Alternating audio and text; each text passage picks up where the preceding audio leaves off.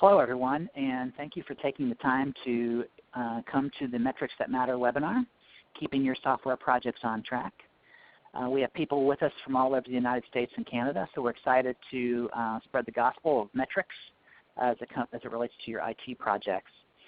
My name is David Rippey. I'm Vice President of Marketing for Lighthouse Technologies, and we're going to start you off with just a few housekeeping issues. Today's webinar will be recorded, and so you'll be able to hear an archived version of this later on.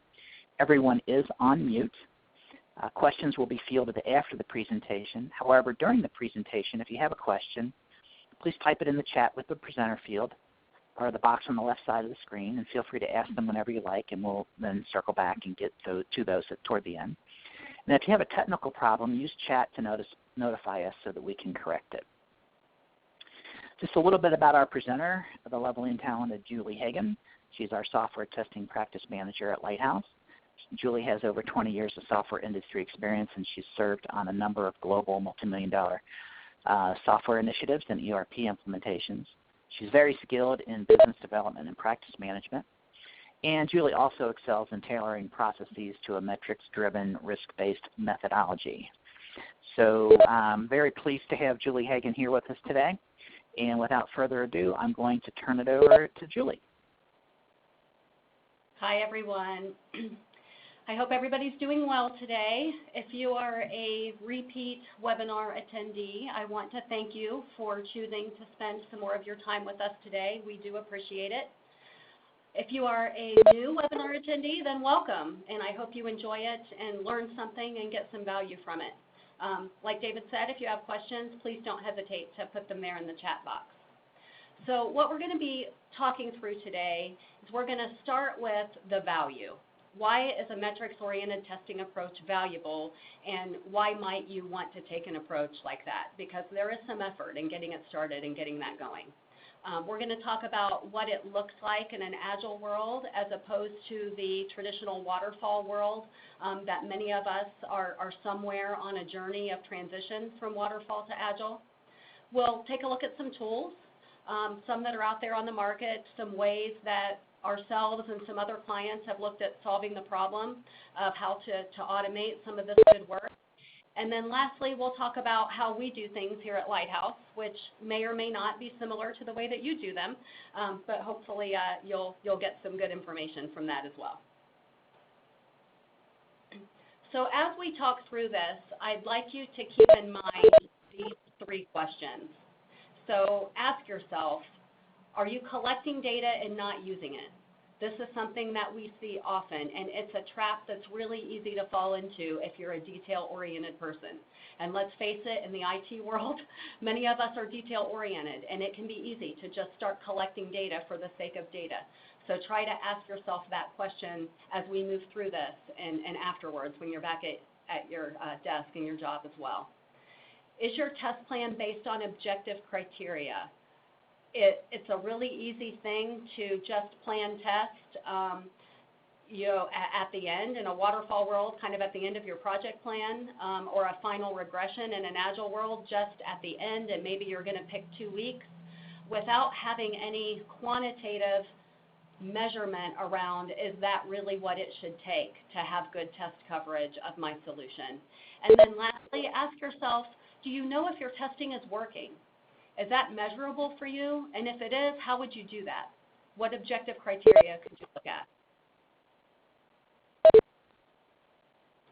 So we're going to step through why there's value here in doing this.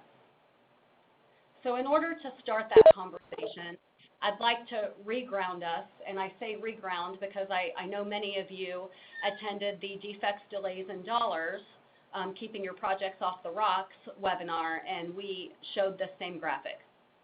So measuring what you're doing falls into the testing maturity model. So some of you have seen this before. So I just want us to take a look at where metrics and measurement really falls within this maturity model and what that means. So reminding us here at level 1, a level 1 test organization will have really nothing written down. Everybody's testing kind of out of their heads. Team may have a ton of knowledge, but all that knowledge lives in the heads of the people. and that's how testing is managed. Tends to be reactive without really any defined process to adhere to. At level 2, we're starting to get some policy in place. We're starting to do maybe some non-quantitative test planning, but it's still a start. We're starting to monitor test execution, and we're starting to manage our test environments at level 2. Now, I want to be clear about something. At level 2 and even at level 1, it doesn't necessarily mean that you aren't measuring anything or that you can't because you're not mature enough. What it means is that your ability to leverage what you're measuring will be constrained at the lower levels of maturity. So having said that, let's move on to level 3. So at level 3, you tend to see a centralized test organization starting to form, and you're seeing, I'll call it a forcing function. So there's some sort of function in place now that is monitoring and ensuring that those good processes that got documented are actually being followed. Peer reviews of artifacts and looking at one another's work and inspecting test cases, et cetera, are starting to happen here at level 3. At this level, you can really start to collect more data around the work that you're doing in test than you would have been able to at levels 1 and 2. Now we're up at level 4. So level 4 is titled Measured here. So now you can really leverage a robust metrics methodology based on the type of data that you're collecting, what you're using that data for, and leveraging your ability to make fact-based decisions. And we'll talk about that a little bit more based on the data that you're collecting and reviewing. And then finally, just to finish out our recap of the testing maturity model and where metrics and measurement really fits. Level 5, as a reminder, is optimized. So at this point, you've moved pretty far to the right from defect detection, which is a reactive thing, to defect prevention, which is a proactive thing. Here you've gotten so efficient and effective that you're really able to spend time on innovation, revenue-bearing initiatives versus just keeping the lights on and maintaining what you have. So that brings me to the why. Why would we want a metrics-based methodology? Well, it's really about fact-based decision-making when it comes to managing risk. So as we all know, testing and quality assurance, it's a risk mitigation function. So along with risk management comes decision-making that we as IT leaders have responsibility for. So it's a lot more comfortable to make those decisions based on facts and quantitative things that we can put our arms around versus anecdotal or gut feelings, right? So some of the things that we look at Lighthouse to support our fact-based decision-making is we want to be able to monitor test progress, just like everybody else does. So we are a lot better at doing that if we have a quantitative plan, and here in the next chart, we're going to talk about planning to assess our progress against. It helps us to know if our testing portion of the project, and therefore the whole project, is going to start going off the rails. We want to be able to assess effectiveness and efficiency of the test process. So what do I mean by that? I mean, is our testing working?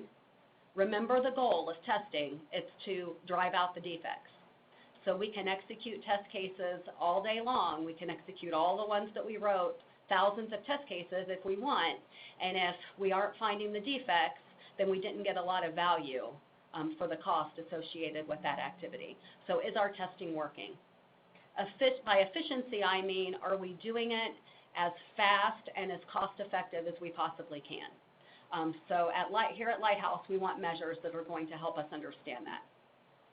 We want to assess our readiness to release.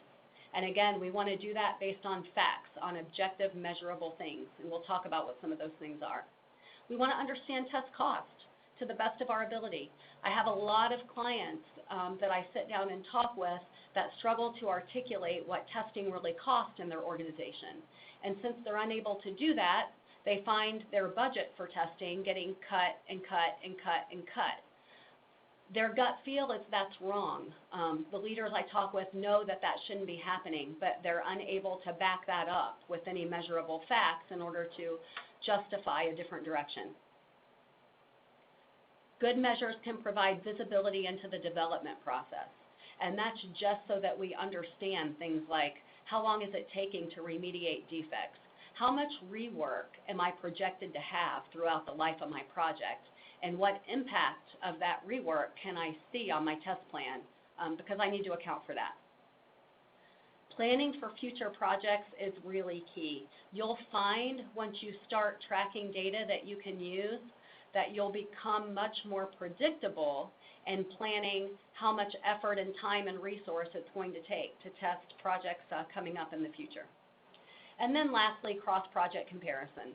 We like to do that here at Lighthouse, and not every project is apples to apples. We get that, but we want to have some idea.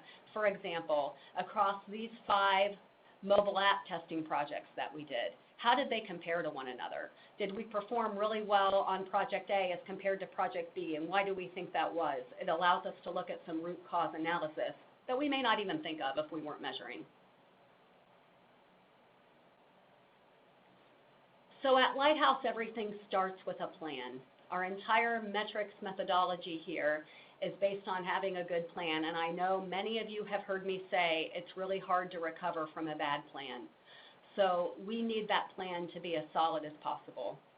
So we look at it in terms of how much work is there and how much time does it historically take our team to complete that amount of work. That gets us a pretty long way in determining a solid plan that we can then track to. So we scope effort based on an analysis of use cases, user stories, requirements. We have a code analyzer that we use to analyze code. There are some commercial projects out there that will do that to help you understand what is it that we're testing, how big is it, and how complex is it. From there, we're able to predict within a range the number of defects that are likely to be there. And our metrics program will allow us to track against that throughout the entire test process. How are we doing? Are we finding as many as we said were likely there? And if not, why not? Are they really not there? Or is our testing not effective? Are we not finding the defects? So then we take a look at our team productivity. So now we know a couple of things at this point in our plan. We know how many test cases it should take to cover the solution because we know how big it was and how complex it was and where the greatest area of risk is. And we know approximately how many defects are likely to be there.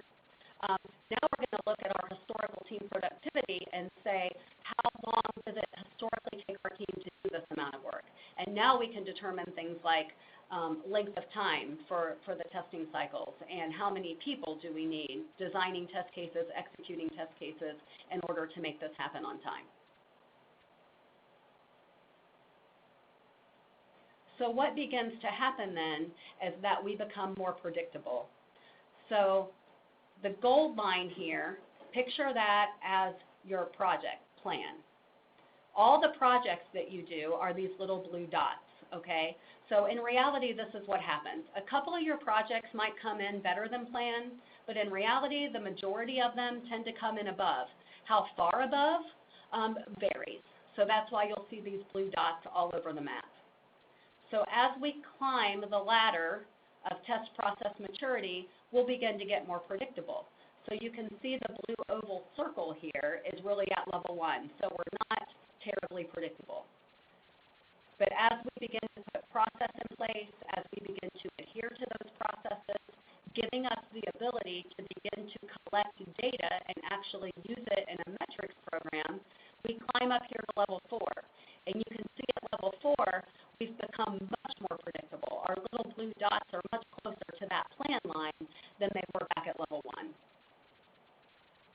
That predictability is going to do a lot of things for your team, but one of them is lending credibility. Once the organization can see that you're able to accurately scope a project and adhere to it and come in on time, on budget, with the right level of scope involved, you'll really gain credibility with the organization. So at Lighthouse, we've taken and created 4 categories that we use to track our metrics. So starting up here in quadrant 1 is test progress. So the progress metrics at a high level, they give us visibility to how we're tracking against the schedule and lets us know if we need to course correct. So when we're paying attention to how many test cases we've written compared to how many we plan to write by such and such a date in the plan, it lets us know if we need to add people, if we need to address potentially an efficiency problem in our team. It gives us an opportunity to fix problems before the project's completely off the rails. Quadrant 2 over here is quality. So that's looking at where is the solution the weakest, okay? And what's happening really in development that might impact our testing if we're not aware of it.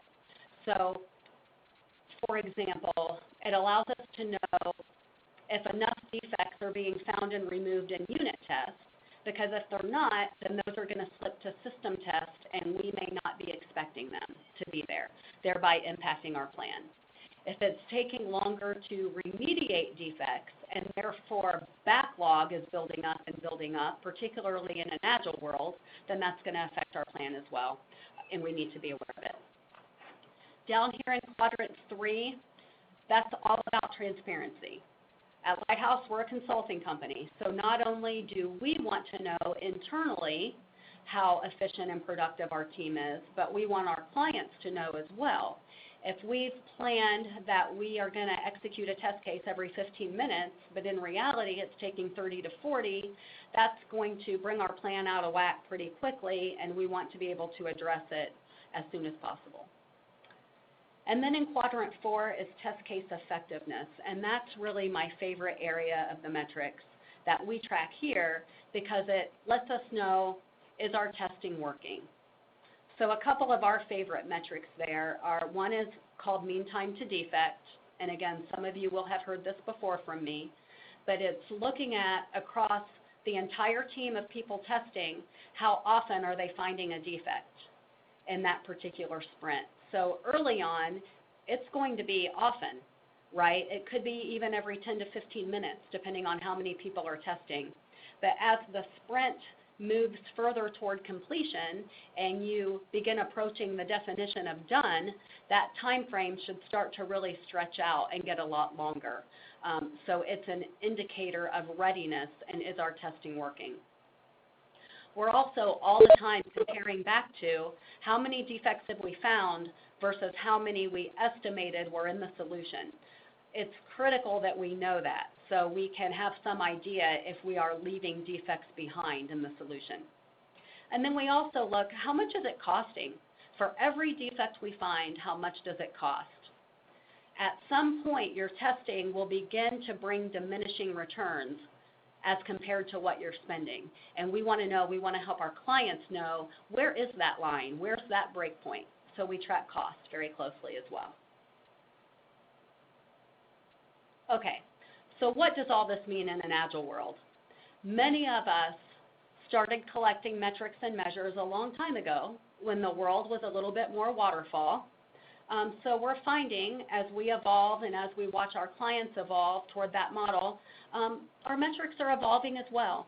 So in some cases, you know, it's just a kind of a nomenclature issue. And in other cases, we no kidding need to look at things differently in an agile environment.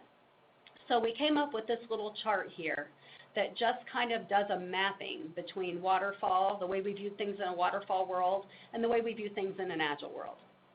So walking through it here, one of the measures that's pretty common is phase estimates versus actual. That's progress, right?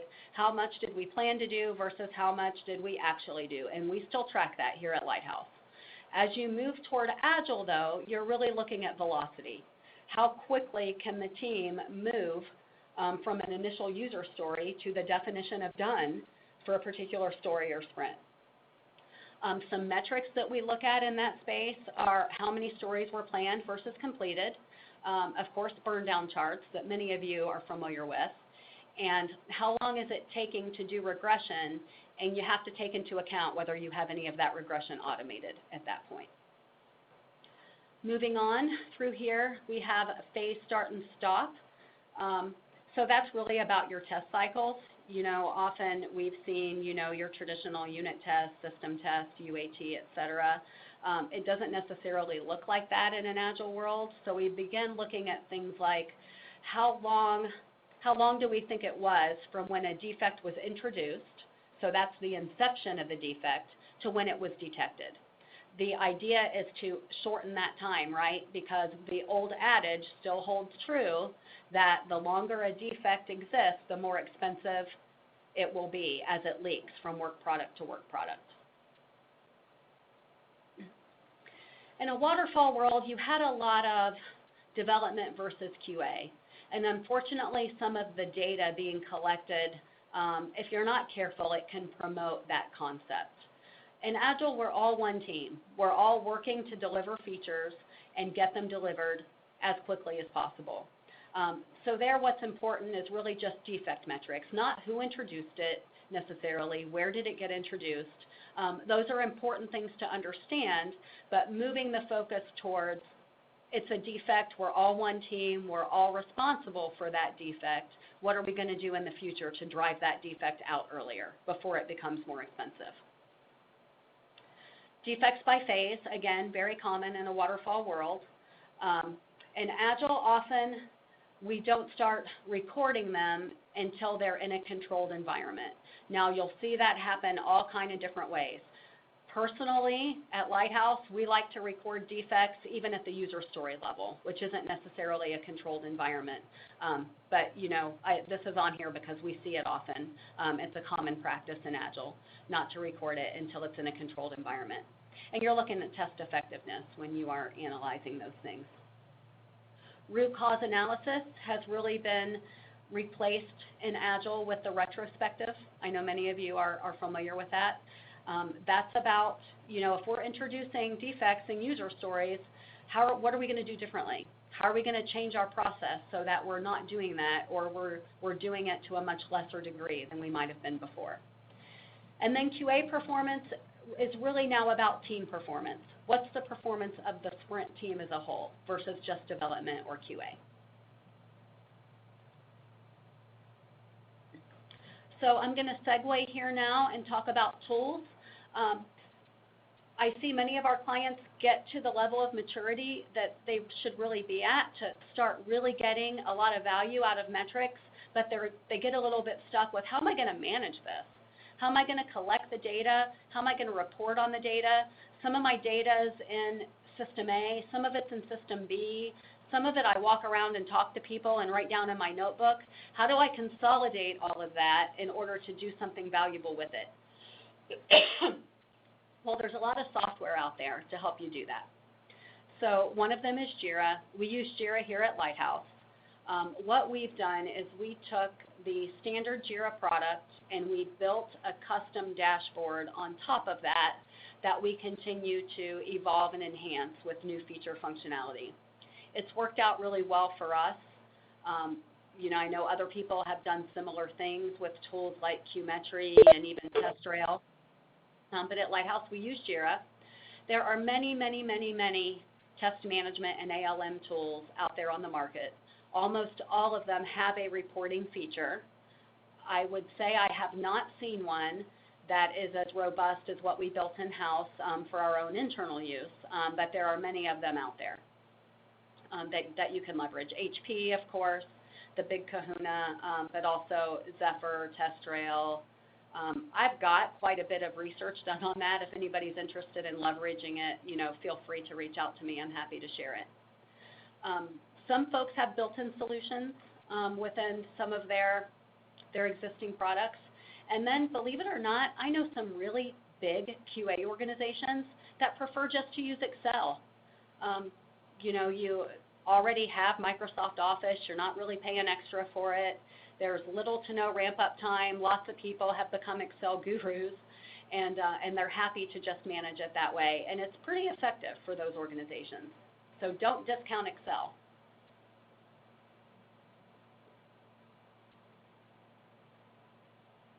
So at Lighthouse, here's what we do. So in order to help this discussion along, we went into our custom dashboard that we built on Jira and just took a few screenshots so that you guys could get an idea of what some of these charts look like for us.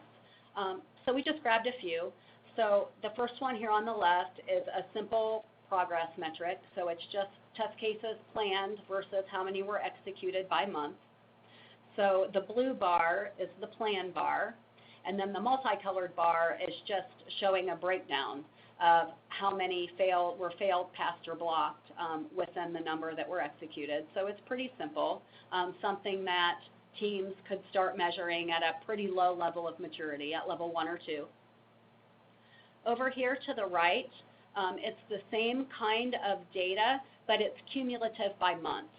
So what that helps us understand is when we begin a testing engagement, we will often be behind the plan line at first because we're ramping up our knowledge. But over time, we get faster, and that begins to catch up, and that's kind of what that chart there illustrates.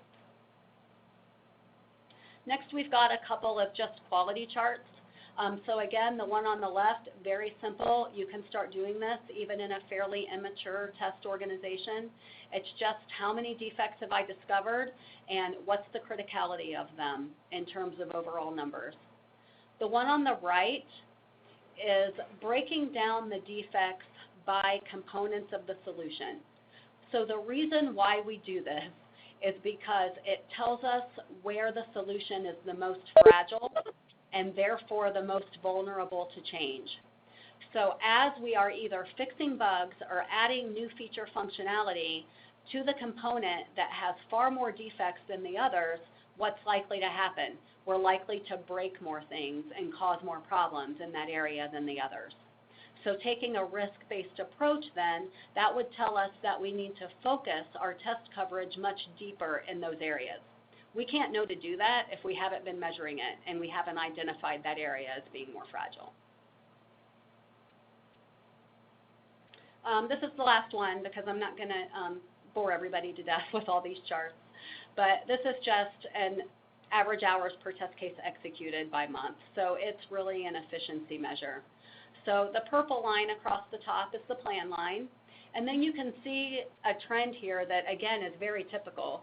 At the beginning of the project, we are a little bit slower than we will have predicted to be because we're ramping up our knowledge on the solution under test. But then over time, we get faster. And that's something that we tend to see when we do our cross-project comparisons. It's a pretty consistent pattern.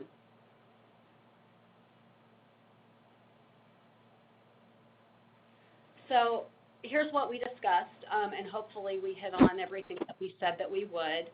We talked about why metrics are important, and the biggest reason is that they support fact-based decision-making all the way from the initial plan through to the final test summary report that you'll do at the end of a project. Will now have quantitative measures that you have tracked against all the way through to determine the health of your project and the health of the solution that you were testing.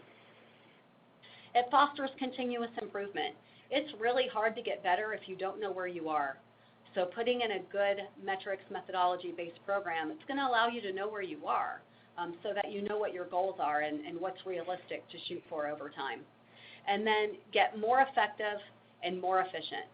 Know that your testing is working, not feel like it is. Know that your testing is working and that you're doing it as quickly and as cost effectively as possible. We talked about considerations for Agile, how some things that you are describing and even measuring might look a little bit different as we move from waterfall to Agile across the industry. And then lastly, we talked about tools. Excel is by far the easiest to use. Like I said, I've seen some really big test organizations use it well for this purpose. And then you have ALM tools or defect management tools like Jira, like HP, like Oracle's Tool Oats that offer a little bit more in the way of customization and what you can do. So with that, I will open the floor to questions. Thanks, David. Hey, thank you, Julie. We do have a little bit of time for some questions. If you have any questions, just put them in the question box. We did have a couple come in as Julie was presenting. One of them, the first one, Julie, is if there's one metric everyone here should track, which would you recommend and why? So you're going to ask the person who tracks metrics in 4 different quadrants to pick one. Okay. That's really hard. But I guess I would have to say if I really only get one, it's just got to be defects, honestly. Because first and foremost, you've got to know how many defects you have found. I mean, if you're only tracking one metric, you likely haven't estimated defects, and that's okay, but at least know what you're actually finding. So I have to say defects and ideally the prioritization of those defects if you only get one. Yeah, your sound is cutting out. I'm not sure if there's anything we can do about that, but your voice is pixelating quite a bit there. Oh, that's unfortunate. I'm not sure what's driving that. Yeah. Okay. Another question that came in is how does metrics-based testing affect the culture of a testing organization? That's a really good question. So there's no doubt that people behave differently when the work that they're doing is being measured or tracked. I think you have to be careful because you don't want people to feel stressed or unhappy in their jobs or that, Big Brother is looking over their shoulder. So it's really important to get buy-in. When you start a metrics program, as long as everybody understands the value and the reason behind the data that you're collecting and the kinds of decisions that are being made based on that data, then I think you can manage the culture just fine. In fact, I've seen some teams really be much happier because it's quantitative now. They're not guessing. They're able to know exactly how they're doing and be able to show a fact-based indicator of when they're improving, and some teams really like that. Okay. And one more. Outside of testing, what other kinds of benefits can an IT organization see from tracking metrics? Well, the cool thing about the kind of metrics that we've looked at today is they really are much broader than just measuring tests. They're really about measuring an entire IT project, which is what makes it so aligned with our other webinar series on the 3 perils, because it's really much broader than test and can give you leading indicators at a total project level of if you should be concerned and take corrective action. Okay. All right. So those are the questions. Still having a hard time hearing you because I think your voice is cutting out. I'm not sure what the technical difficulties are, but we apologize for that. I've moved really close to the phone now. It hasn't helped. No, I think it's just the technology. It could be something out in cyberspace, voice over IP or something. I apologize as well. Yeah, no worries.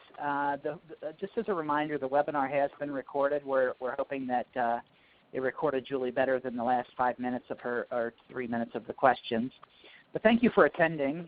Julie is standing by to answer questions. You can call her at 937-458-0055, extension 328, if you have any questions, or obviously you can email her as well. Again, thank you for attending. We hope you found this webinar useful, and we look forward to seeing you or hearing you on future webinars. Thank you so much.